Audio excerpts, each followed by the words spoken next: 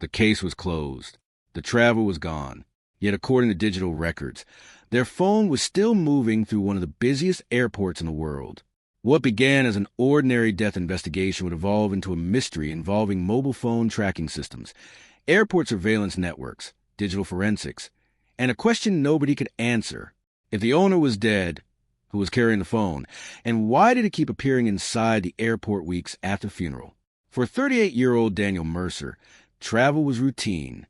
A regional logistics consultant, Daniel spent much of his career moving between major transportation hubs. Friends described him as meticulous, organized, and predictable, the kind of person who never missed a flight and never ignored a message. On April 14th, Daniel boarded a flight for what should have been another uneventful work assignment. His destination was nearly 1,000 miles away. His itinerary was simple: 2 meetings, 1 overnight stay, and a return flight home the following day. At 8:17 a.m., Daniel checked in for his flight. Airport records confirmed his presence. Security cameras captured him entering the terminal. Digital timestamps verified each step of his journey. The last confirmed image of Daniel alive was recorded 23 minutes before departure. He appeared calm, relaxed, and focused on his phone. Nothing suggested anything unusual.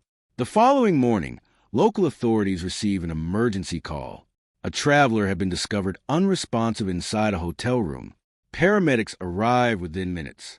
Despite their efforts, Daniel Mercer was pronounced dead at the scene. Initial findings indicated a medical emergency. There were no signs of forced entry, no indications of violence, and no evidence of criminal activity. His wallet, passport, laptop, and travel documents were all accounted for. An autopsy later supported the original conclusion. Authorities determined that Daniel had suffered a sudden cardiac event. The death was ruled non-criminal. The investigation ended. The file was archived. The case was closed. In the weeks that followed, Daniel's family tried to rebuild their lives. Funeral arrangements were completed. Condolences arrived from friends and co-workers, and a difficult process of grief began. Among the practical matters facing the family was Daniel's digital life. There were email accounts, cloud storage services, banking records, and mobile phone subscriptions that needed to be managed. When Daniel's family contacted his mobile carrier to close his account, a customer service representative noticed something unexpected. The phone associated with Daniel's account had recently connected to a cellular network. Not before his death. After it, weeks after it, the family assumed it was a mistake. Carrier records occasionally contain errors, and phones can sometimes generate delayed updates. Investigators initially reached the same conclusion. Then the phone connected again. And again, and again. Each connection generated fresh timestamps and fresh location data. Every signal pointed to the same place, a major international airport. The airport had no known connection to Daniel's death. He had never traveled through it during his final trip. No records placed him there. No relatives lived nearby. No known associates worked there. Yet somehow, his phone kept appearing inside the terminal. The family requested a review, and a detective assigned to digital evidence agreed to take a closer look. He expected a simple explanation, perhaps a database issue or a network error. Instead, the carrier's log showed multiple successful registrations. These were not delayed records. The device was actively communicating with nearby cell towers.